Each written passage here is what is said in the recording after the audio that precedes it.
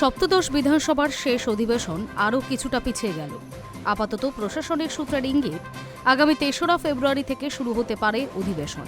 ফলে স্বাভাবিকভাবেই অনিশ্চয়তার মুখে রাজ্য বাজেট পেশের দিনক্ষণ। কারণ এখনও পর্যন্ত বাজেট কবে পেশ হবে সেই বিষয়ে কোনো চূড়ান্ত সিদ্ধান্ত জানানো হয়নি। উল্লেখযোগ্যভাবে তৃতীয় মমতা বন্দ্যোপাধ্যায় সরকারের এটাই শেষ বাজেট। বিধানসভা ভোটের মুখে আদতে এটি হবে একটি ভোট অন অ্যাকাউন্ট। আগে বিধানসভা সূত্রে স্পষ্ট করে জানানো হয়েছিল ৩১শে জানুয়ারি অধিবেশন শুরু হবে এবং ২রা ফেব্রুয়ারি রাজ্য বাজেট পেশ করা হবে। দিনক্ষণ নিজেই জানিয়েছিলেন অধ্যক্ষ বিমান বন্দ্যোপাধ্যায়, কিন্তু সেই সূচি কার্যত ভেস্তে গিয়েছে। অধিবেশন শুরু এবং বাজেট দুটোই পিছিয়ে যাওয়ায় কবে অর্থমন্ত্রী বাজেট পেশ করবেন তা নিয়ে তৈরি হয়েছে জল্পনা। প্রশাসনিক মহলে আপাতত আলোচনা চলছে ৫ই ফেব্রুয়ারি রাজ্য বাজেট অর্থাৎ ভোট অন অ্যাকাউন্ট পেশ হতে পারে। যদিও সরকারিভাবে এখনো কিছু ঘোষণা হয়নি।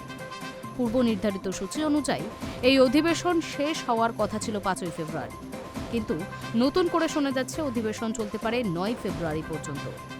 কেন এই দেরি তা নিয়ে এখনো পর্যন্ত কোনো স্পষ্ট ব্যাখ্যা সামনে আসেনি।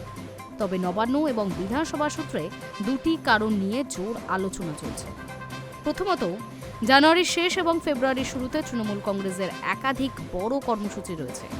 ২৮ তারিখ আবার দিল্লি যাচ্ছেন মুখ্যমন্ত্রী। দলীয় কর্মসূচি ও সাংগঠনিক ব্যস্ততার সঙ্গে অধিবেশনের সূচি মেলাতেই এই বদল বলে অনেকের ধারণা।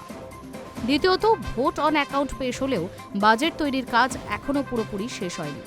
যেহেতু এই বাজেট ৪ মাসের জন্য, তাই হিসেব নিকেশের বাড়তি সময় লাগছে বলে মনে করছে প্রশাসনিক মহল। ভোটের পর নতুন সরকার গঠিত হলে সেই সরকার ফের একটি পূর্ণাঙ্গ বাজেট পেশ করবে।